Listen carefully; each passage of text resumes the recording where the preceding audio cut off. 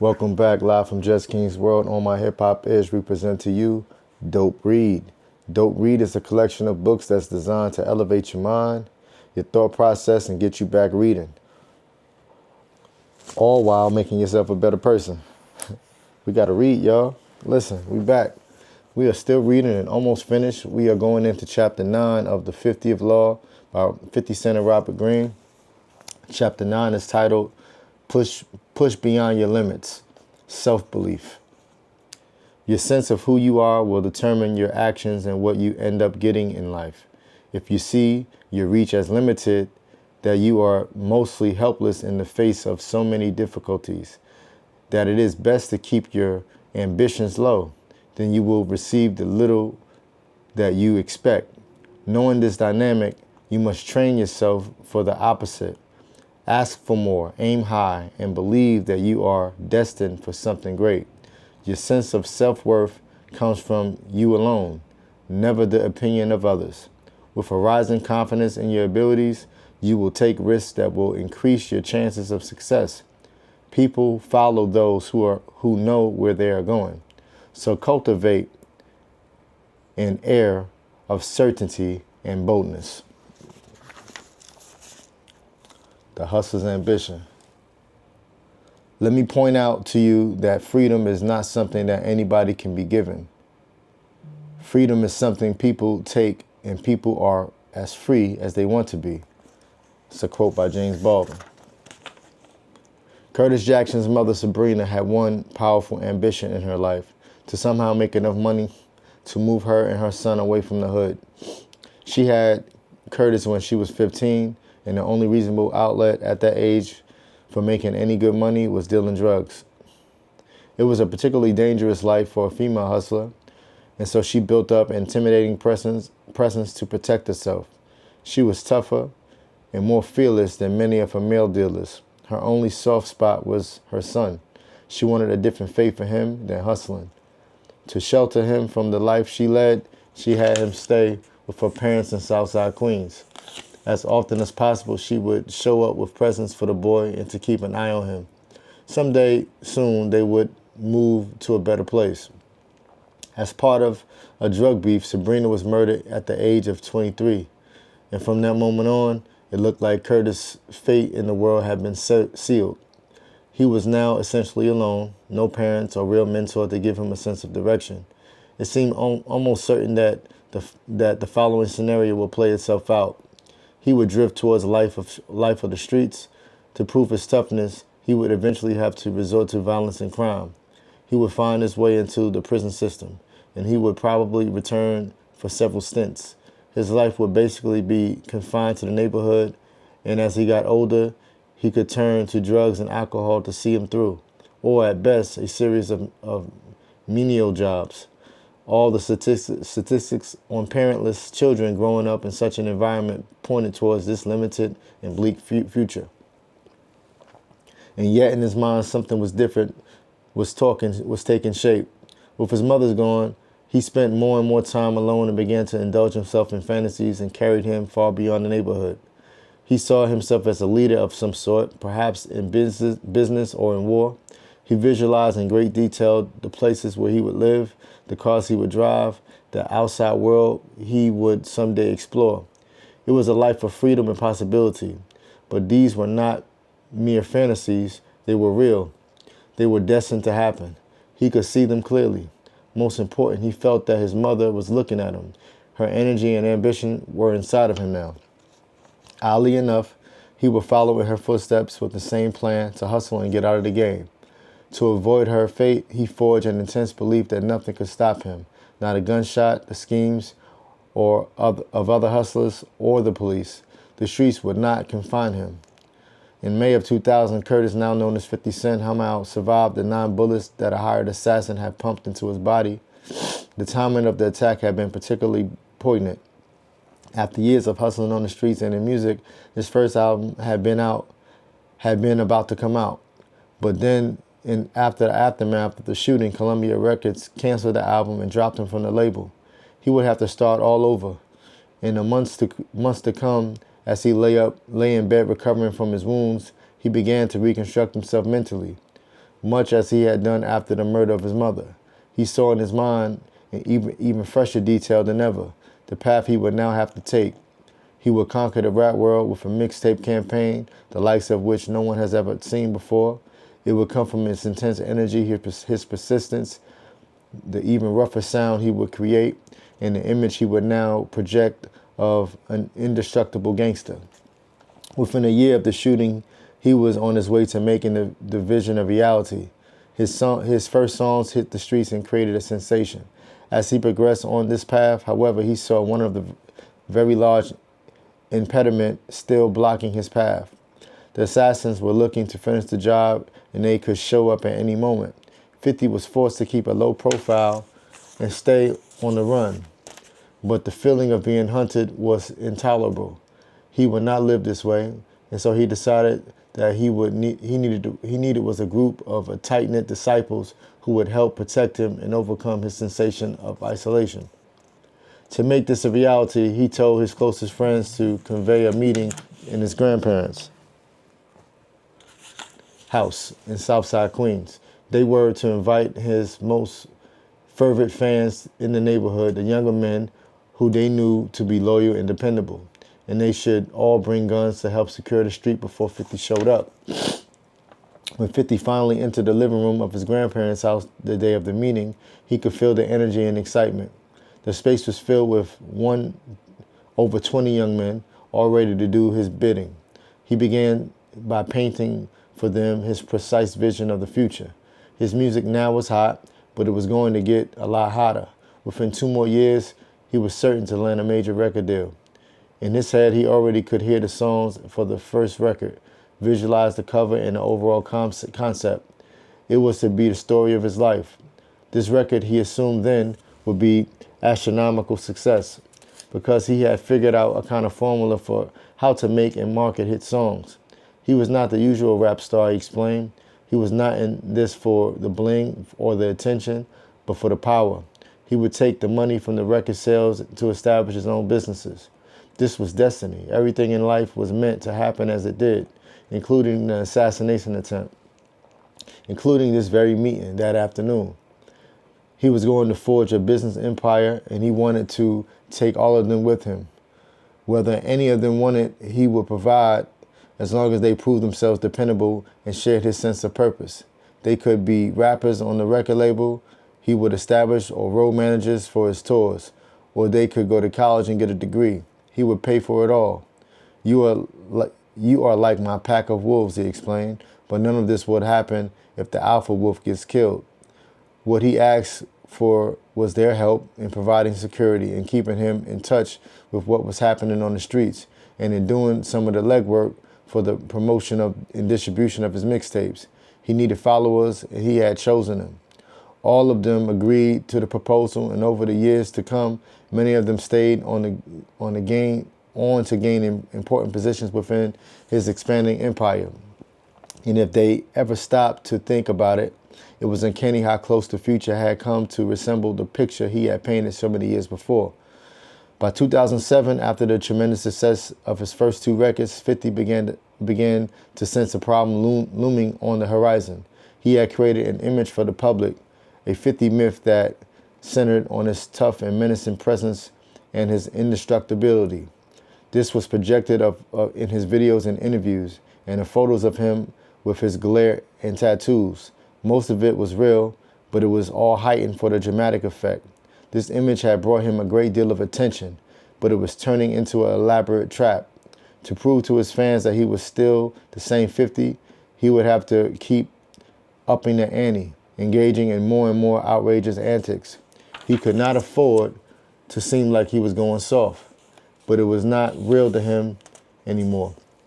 He had moved on to a different life and stayed rooted in this past image would prove to be the ultimate limit to his freedom. He would be trapped in the past and a prisoner of the very image he had created. It would all grow stale and his popularity would wane. In each phase of his life, he had found himself challenged by some seemingly insurmountable obstacle, surviving on the streets without parents to guide him, keeping away from the violence and time in prison, eluding the assassins of his heels. If If at any moment he had doubted himself or accepted the normal limits to his mobility, he would be dead or powerless, which was as good as dead in his mind. What has saved him in each case was the intensity of his ambition and self-belief. Now was not the time to get complacent or have doubts about the future. He would have to transform himself again. He would have his signature tattoos removed. Perhaps he would also change his name again. He would create a new image and myth to fit the period of his life. Part business mogul, part power broker, slowly withdrawing from the public eye and flexing his muscles behind the scenes. This would surprise the public, keep him a step ahead of their expectations, and remove yet another barrier to his freedom. Reinventing himself in this way would be the ultimate reversal of the fate that seemed to await him after the death of his mother. The fearless approach. Your opinion of yourself becomes your opinion of yourself becomes your reality. If you have all these doubts, then no one will believe in you and everything will go wrong. If you think the opposite will happen. It's that simple. 50 Cent. When you were born, you entered this world with no identity or ego. You were simply a bundle of chaotic impulses and desires. But slowly you acquired a personality that you have more and less built upon over the years. You are outgoing or shy, bold or skittish, a mix of various traits that defines you. You tend to accept this personality or something very real and established. But much of this identity is shaped and constructed by outside forces, the opinions and judgments of hundreds of other people who have crossed your paths over the years. This process began with your parents. As a child, you paid extra close attention to what they said about you, modeling your behavior to win their approval and love. You closely monitored the body language to see what they liked and didn't like. Much of this had a tremendous impact on your evolution. If, for example, they commented about your shyness, it could easily strengthen any tendencies you had in that direction. You suddenly became aware of your own awkwardness and it stuck inside you. If they had said something different, trying to encourage you in your social skills and draw you out, it might have had a much different impact. Either way, shyness is a fluid quality. It fluctuates according to the situation and the people you are around. It should never be felt as a set personality trait, and yet these judgments from parents, friends, and readers and teachers are given inordinate weight and become internalized. Many of these criticisms and opinions are not objective at all. People want to see certain qualities in you. They project onto you their own fears and fantasies. They want you to fit a conventional pattern. It is frustrating and very frightening for people to think that they cannot figure someone out.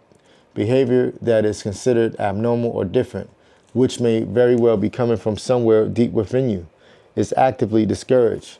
Envy plays a role as well. If you are too good at something, you might be made to feel strange or undesirable. Even the praise of others is often designed to hem you into certain ideals that they want to see in you. All of this shapes your personality, limits your range of behavior, and becomes like a mask that hardens on your face. Understand you are in fact a mystery to yourself. You began life as someone completely unique, a mix of qualities that will never be repeated in the history of the universe. In your earliest years, you were a mass of conflicting emotions and desires. Then something foreign to you is placed over this reality. Who you are is much more chaotic and fluid than the surface character. You are full of untapped potential and possibility. As a child, you had no real power to resist the process, but as an adult, you could easily rebel and rediscover your individuality. You could stop deriving your sense of identity and self-worth from others. You could experiment and push past the limits people have set for you.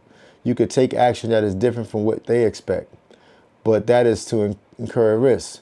You are being unconventional, perhaps a bit strange in the eye of those who know you. You could fail in this action and be ridiculed. Conforming to people's expectations is safer and more comfortable, even if doing so makes you feel miserable and confined.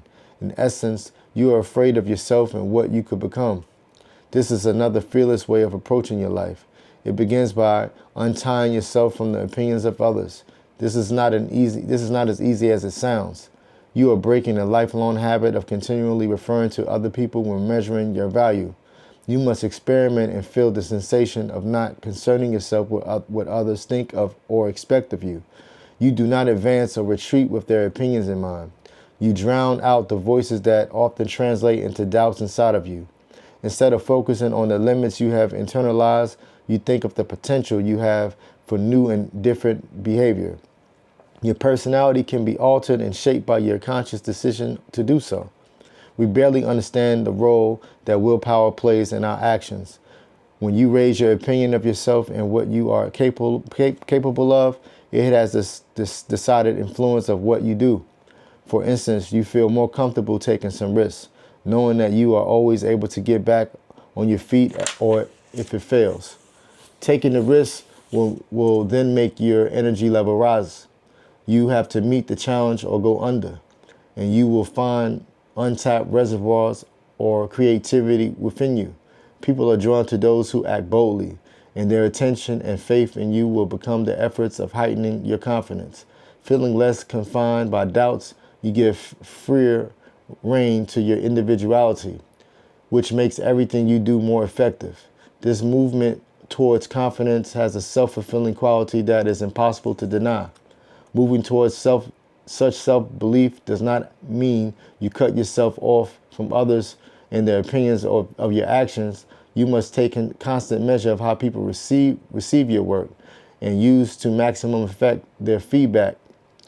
That's in chapter 7. But the process must begin from a position of inner strength. If you are dependent of their judgments for your sense of worth, then your ego will always be weak and fragile.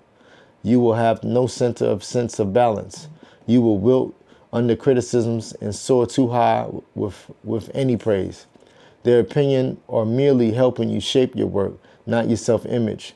If you make mistakes, if the public judges you negatively, you have an unshakable inner core that can accept such judgments, but you remain convinced of your own worth. In impoverished environments like the hood, people's sense of who they are and what they deserve is continually under attack. People from the outside tend to judge them for where they come from, as violent, dangerous, or untrustworthy, as if the accident of where they were born determines who they are. They tend to internalize many of these judgments and perhaps deep inside feel that they don't deserve much of what is considered good in the world. Those from the hood who want to overcome this pronouncement of the outside world have to fight with double the energy and desperation. They have to convince themselves first that they are worth much more and can rise as far as they want through willpower. The intensity of their ambition becomes the deciding factor. It has to be supremely high. This is why the most ambitious and confident figures in history often emerge from the most impoverished and audacious of circumstances. For those of us who live outside such an environment, ambition has almost become a dirty word. It is associated with such historical types as Richard III or Richard Nixon. It reeks of insecurity and evil deeds to reach the top. People who want power so badly must have psychological problems, or so we think.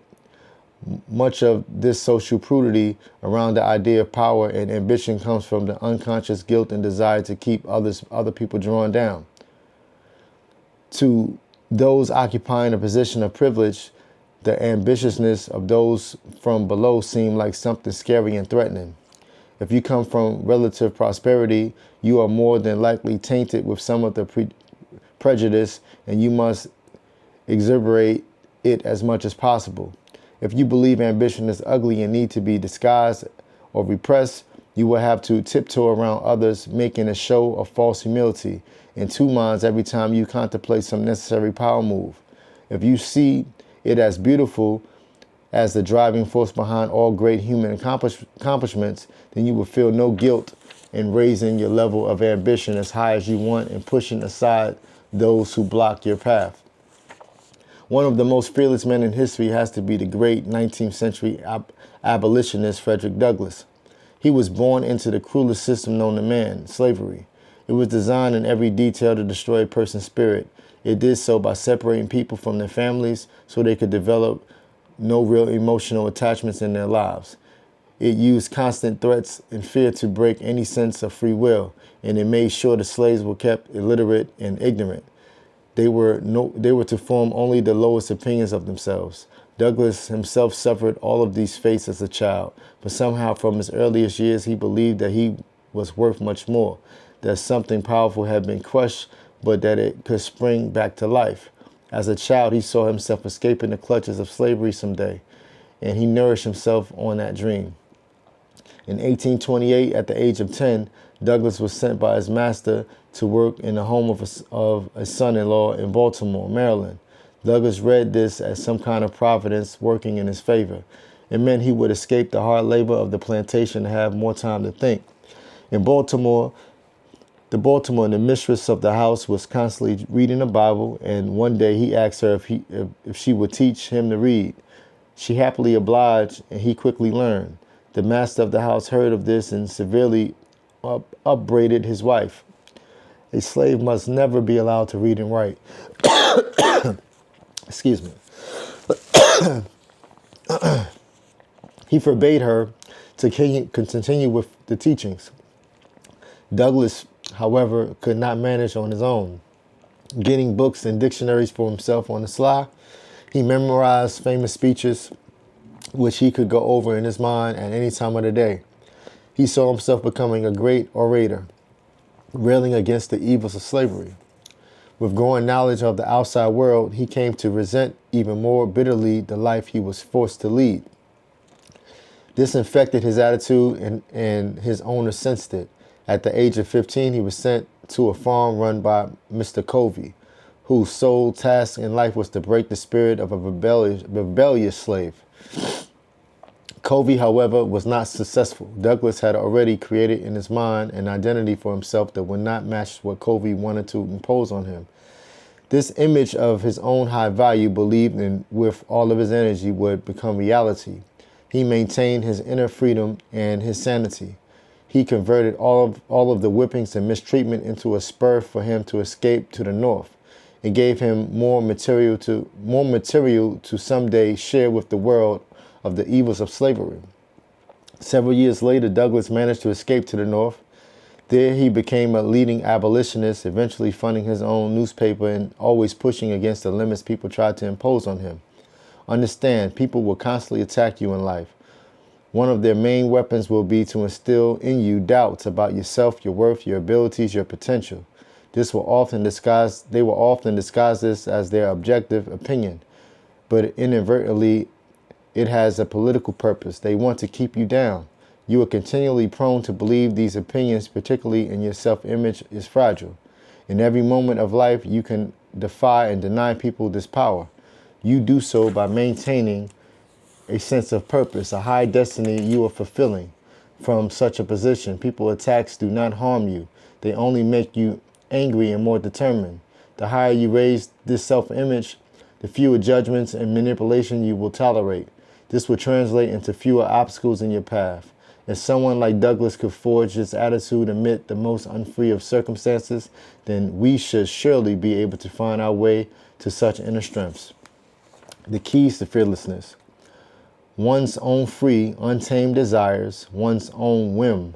All of this is precisely that which fits no classification and which is constantly knocking all systems and theories to hell. And where did our sages get the idea that man must have normal virtuous desires?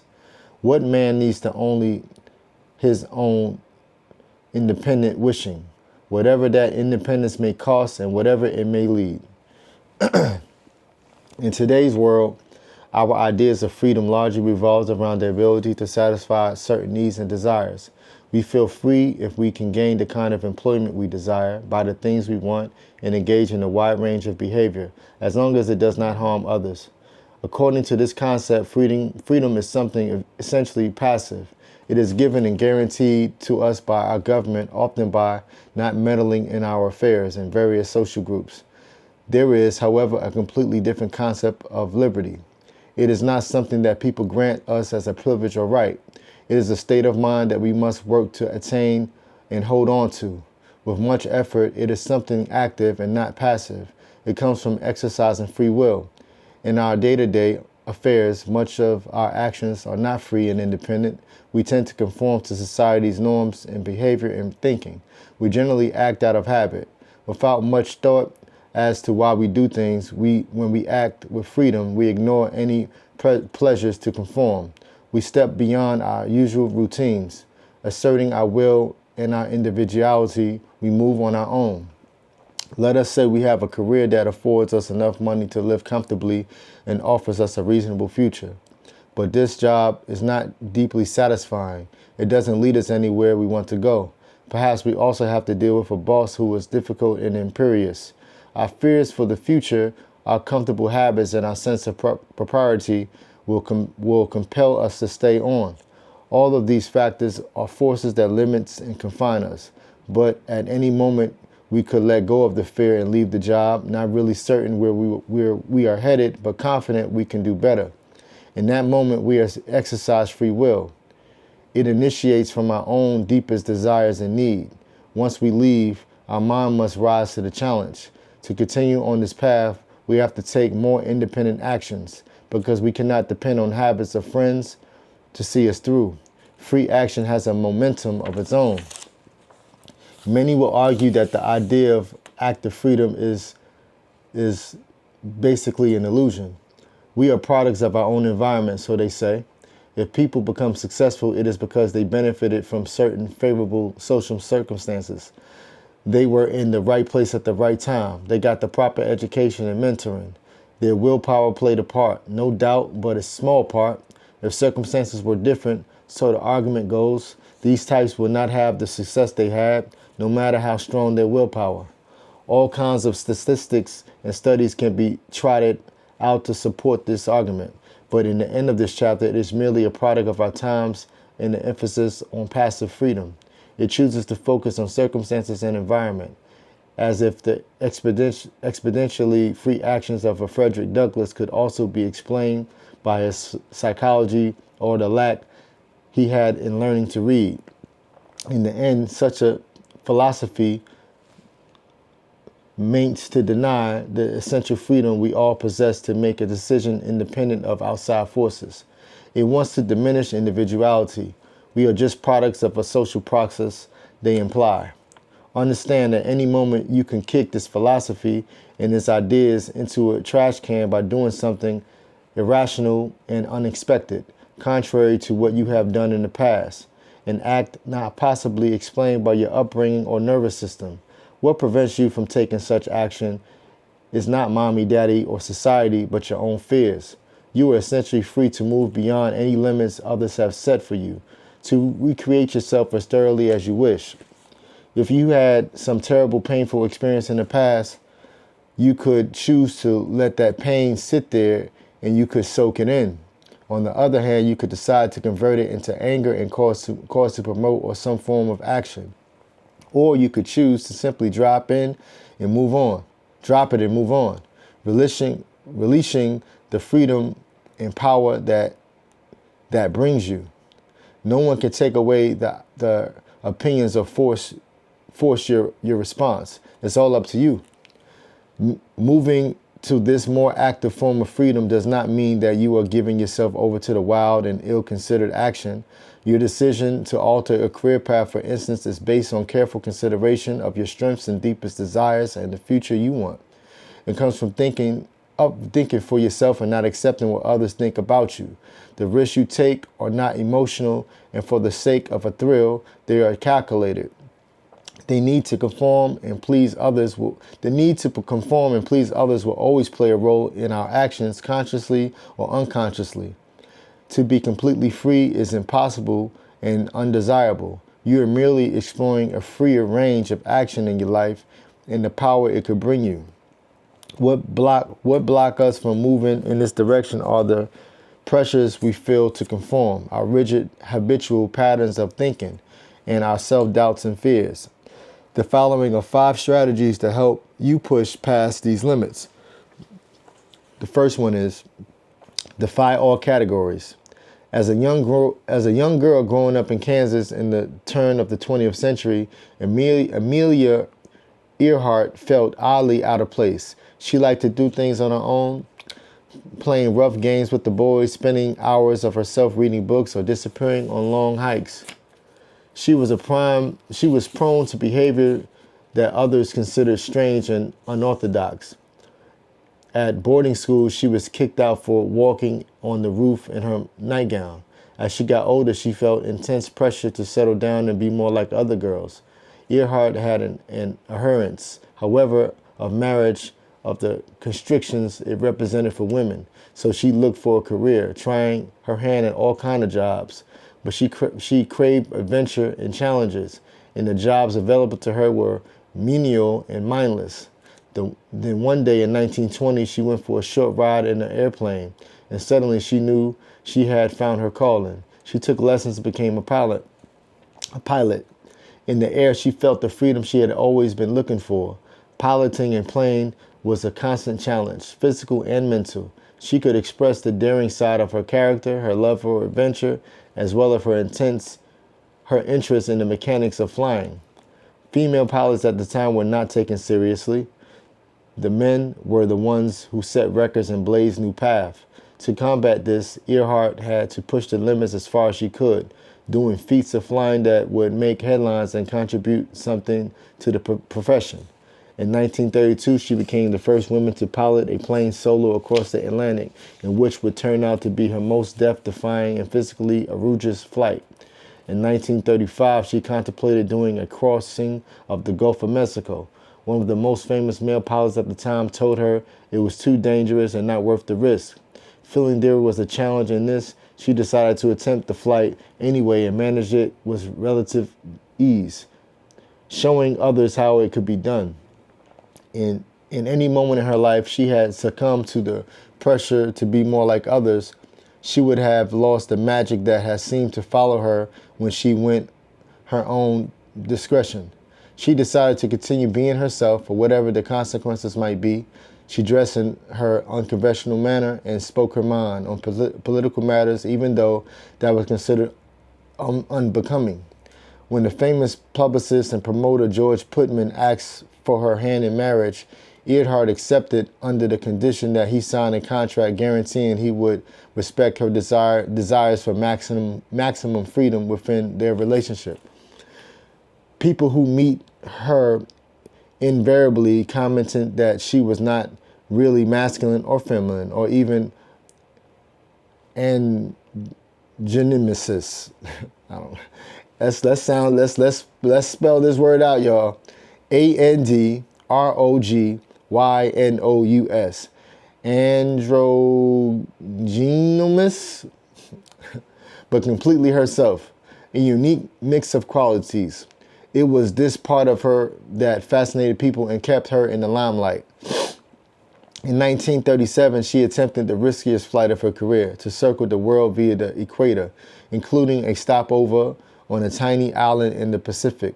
She disappeared somewhere near the island, never to be found, all of which only added to the legend of Earhart as the consummate risk-taker who did everything her own way.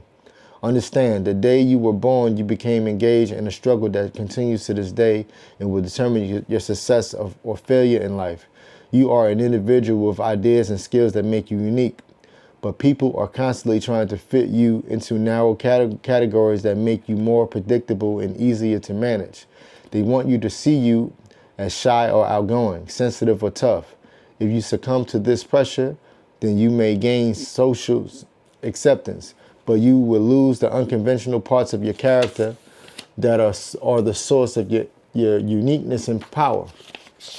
You must resist this process at all costs, seeing people's neat and tidy judgments as a form of confinement. Your task is to retain or rediscover those aspects of your character that defy categorization and to give them even greater play. Remaining unique, you will create something unique and inspire the kind of respect you will never receive from tepid conformity. The next one is constantly reinvent yourself. As a child, the future President John F. Kennedy was extremely frail and prone to illness. He spent much time in various hospitals and grew up to be rather frail and weak-looking. From these experiences, he developed a horror of anything that made him feel that he had no control over his life. In one form of powerlessness, particularly irked him. The judgments people made of him based on his appearance. They would see him as weak and fragile, underestimating his underlying strength of character. So he initiated a lifelong process of wrestling this control from others, constantly recreating himself of casting the image that he wanted people to see of him. As a youth, he was perceived as the pleasure-loving son of a powerful father. So at the outbreak of World War II, despite his physical limitation, he enlisted in the Navy, determined to show another side of himself. As a lieutenant on a patrol torpedo in the Pacific, his board was rammed and cut in two by a Japanese destroyer. He proceeded to lead his men to safety in a way that earned him numerous medals for bravery. During the incident, he displayed an almost callous disregard for his own life, perhaps in an attempt once and for all to prove his masculinity. In 1946, he decided to run for Congress, and he used his war record to craft the image of a young man who would be equally fearless fighter for the Constitution. A few years later, as a senator, he realized that many in public perceived him a bit of a lightweight, young and unproven. And so yet again, he chose to reinvent himself, this time by writing a book authored with his speechwriter Theodore Sorensen called Profiles in Courage, cataloging stories of famous senators who defied convention and achieved great things. The book won a Pulitzer Prize, and more important, it completely altered the image of the public had of Kennedy. He was now seen as a thoughtful and independent, somehow following the path of the senators he had written about, clearly an intended effect. In 1960, when Kennedy was running for president, people once again underestimated him. They saw him as the young Catholic liberal senator who could not possibly appeal to the majority of Americans. This time he decided to recast himself as the inspiring prophet who would lead the country out of the doldrums of the Eisenhower era, returning America to its frontier roots and creating a sense of unified purpose. It was an image of vigor and youth, contrary to his still physical weakness, and it proved compelling enough to captivate the public and win the election. Understand, people judge you by appearances, the image you project through your actions, words, and style. If you do not take control of the process, then people will see and define you the way they want to, often to your detriment. You might think that being consistent with this image will make others respect and trust you, but in fact it is the opposite. Over time, you seem predictable and weak. Consistency is the illusion anyway. Each passing day brings changes within you. You must not be afraid to express these evolutions. The powerful learn early in life that they have the freedom to mold their image, fitting the needs and moods of the moment. In this way, they keep others off balance and maintain an air of mystery. You must follow the path and find great pleasure in reinventing yourself. And if you were the author writing your own drama. The next one is subvert your actions. Animals depend on instincts and habits to survive. We as humans depend on our conscious, rational thinking, which gives us greater freedom of action, the ability to alter our behavior according to circumstance. And yet the animal part of our own nature, the compulsion to repeat the same things, tends to dominate our way of thinking. We succumb to mental patterns, which makes our actions repetitive as well. This was the problem with the great architect Frank Lloyd Wright was obsessed with, and he came up with a powerful solution. As a young architect in the 1890s, Wright could not understand why most people in his profession chose to design buildings based on patterns. Houses had to follow a certain model, determined by materials and costs. One style became popular and people copied it endlessly. Living in such a house or working in such offices would make people feel soulless, like cogs in a machine. In nature, no two trees are ever the same. A forest is formed in a kind of random fashion, and that is its beauty. Wright was determined to follow this organic model rather than the mass-produced model of the machine age. Despite the cost and energy, he decided that no two buildings of his would ever be the same in any way. He would extend this to his own behavior and interactions with others. He took delight in being capricious, and doing the opposite of what colleagues and clients expected from him. This eccentric manner of working led to the creation of revolutionary designs that made him the most famous architect of his time. In 1934, he was commissioned by Edgar Kaufman, a Pittsburgh department store magnate, to design a vacation house facing a waterfall on Bear Creek in rural Pennsylvania. Wright needed to see the design in his mind before he could commit it to paper. For this project, nothing would come to him, and so he decided to play a game on himself. He simply ignored the work. Months went by, and finally Kaufman had enough and telephoned Wright. He demanded to see the design. Wright exclaimed that it was finished. Kaufman said he would be over in 2 hours to look it over. Wright associate was aghast. He had not yet penciled in one line. Nonplussed, and with a rush of creative energy, he began to design the house.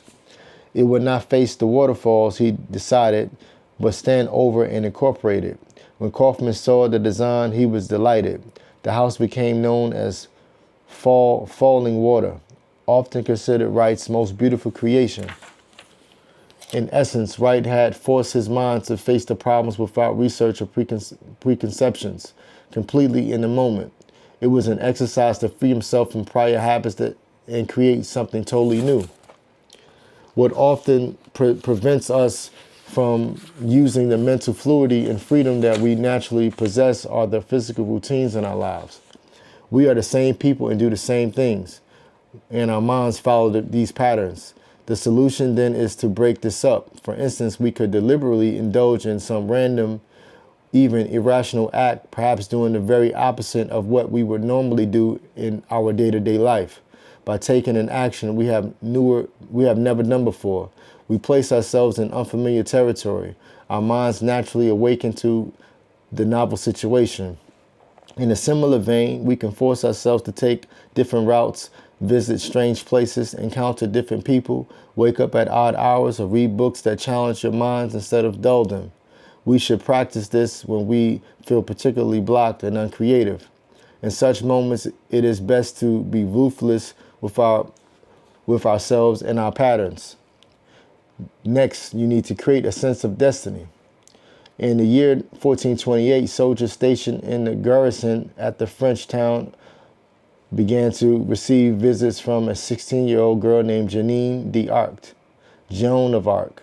She was the daughter of lowly peasants from a nearly poor village, and she repeated to the soldiers the same message. She had been chosen by God to rescue France from the desperate state it had fallen into. In the previous few years, the country had been overrun by English invaders, who now held the French king hostage in England. The English were on the verge of conquering the key French city of Orleans. The Dauphin, heir to the French throne, was languishing away at a castle in the country. Choosing to do nothing, Jean had visions from various saints who explained to her precisely what she must do. Convince the Dauphin to give her troops to lead the Orleans, defeat the English there, and then lead the Dauphin to Reims, where he would be crowned the new king of France, to be known as Charles VII. Many people in France at the time were having such visions, such as the soldiers who listened to Jean could not help but feel skeptical. But Jean was different from the others. Despite the soldiers' lack of interest, she kept returning with her usual message. Nothing could discourage her. She was fearless, moving unescorted among so many restless soldiers. She spoke plainly, like any pleasant girl, but there was not a shred of doubt in her voice, and her eyes were lit up with conviction. She was uncertain of these visions and would not rest until she had fulfilled her destiny. Her explanation of what she would do were so derailed that they seemed to have the weight of reality. And so a few soldiers came to believe she was for real and set a motion of a chain of events. They convinced the local governors to allow them to escort her to the Dauphin. The Dauphin eventually believed her and gave her the troops she requested. The citizens of Orleans, convinced she was destined to be their savior, rallied to her side and helped her defeat the English. The momentum she brought to the French side continued for well over a year until she was captured and sold to the English and, after a lengthy trial, burned at the stake of as a witch. The story of Jeanne d'Arc demonstrates a simple principle. The higher your self-belief, the more your power to transform reality. Having supreme confidence make you fearless and persistent, allowing you to overcome obstacles that stop most people in their tracks. It makes others believe in you as well. And the most intense form of self-belief is to feel a sense of destiny impelling you forward. This destiny can come from otherworldly sources, or it can come from yourself. Think of it in these terms. You have a set of skills, experiences that make you unique.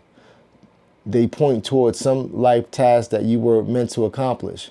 You see signs of this in predilections as of your youth, certain tasks you were naturally drawn to. When you are involved in this task, everything seems to flow more naturally. Believing you are destined to accomplish something does not make you passive or unfree, but the opposite. You are liberated of the natural doubts and confusions that plague us. You have a sense of purpose that guides you, but does not chain you to one way of doing things. And when your willpower is so deeply engaged, it will push you past any limits or dangers. Then you must bet on yourself. It is always easy to rationalize your own doubts and conservative instincts, particularly when times are rough. You will convince yourself that it is foolhardy to take any risk, that is better to wait for when circumstances are more prosperous. But this is a dangerous mentality. It signifies an overall lack of confidence in yourself that will carry over to better times. You will find it hard to rouse yourself out of your defensive posture. The truth is that the greatest inventions and advances in technology or business generally come in negative periods, because there is a greater necessity for creative thinking and radical solutions that break with the past. These are moments that are ripe for opportunity. While others retrench and retreat, you must think of taking risks, trying new things, and looking for the future that will come out of the present crisis. You must always be prepared to place and bet on yourself or your future by heading in a direction that others seem to fear. This means you believe that if you fail, you have the inner resource to recover. This belief acts as a kind of mental safety net. When you move ahead or some new venture or direction, your mind will snap to attention, your energy will be focused and intense. By making yourself feel the necessity to be creative, your mind will rise to the occasion. Reversal of perspective. For most of us, the word ego and egotism express something negative. Egotistical people have an oversized opinion of themselves. Instead of considering what is important for society, a group, or family, they think first and foremost of themselves and act upon this. Their vision is narrowed to the point of seeing everything in reference to their needs and desires. But there is another way to look at it. We all have an ego, a sense of who we are. And this ego or self-relationship is either strong or weak. People with a weak ego do not have a secure sense of their worth or potential. They pay extra attention to the opinions of others. They might perceive anything as a personal attack or affront. They need constant attention and validation from others. To compensate for and disguise this fragility, they will often assume an arrogant, aggressive front. This needy, dependent, self-obsessed variety of ego is what we find irritating and distasteful. A strong ego, however, is completely different. People who have a solid sense of their own value and feel secure about themselves have the capacity to look at the world with a greater objectivity. They can be more considerate and thoughtful because they can be outside of themselves. People with a strong ego set up boundaries. Their sense of pride would not allow them to accept manipulative or hurtful behavior. We generally like to be around such types. Their confidence and strength is contagious. To have such a strong ego should be an ideal for all of us. So many people who attain the heights of power in this culture, celebrities for instance, have to make a show of of false humility and modesty, as if they got as far as they did by accident and not by ego or ambition. They want to act as if they are no different from anyone else and are almost embarrassed by their power and success. These are all signs of a weak ego. As an egotistic of the strong variety, you trumpet your ability and take great pride in your accomplishments. If others cannot accept that or judge you as arrogant, that is their problem, not yours. We are free when our acts proceed from our entire personality. When they express it, when they exhibit that indefinability, resemblance to it which we find occasionally between the artist and his work. That's the end of chapter 9. What did you think about that chapter? Did you like the chapter? I learned a lot. You must push beyond your limits. Push beyond your limits. You got to go. You got to believe in yourself. And what I also learned is having a big ego. There's nothing wrong with having a big ego. People with a small ego is weak and fragile. People who always take things personal have a very small ego. People who get upset, people who take things personal, always get upset when people say something, they have a very small ego. People who with a strong ego is very confident. People with strong egos get things done. I got a strong ego. I got a very big ego. You understand that? You should too. Listen, if you made it this far, leave a fire down in the comments. And we will see y'all in chapter 10, which is the last chapter. We off to the next one.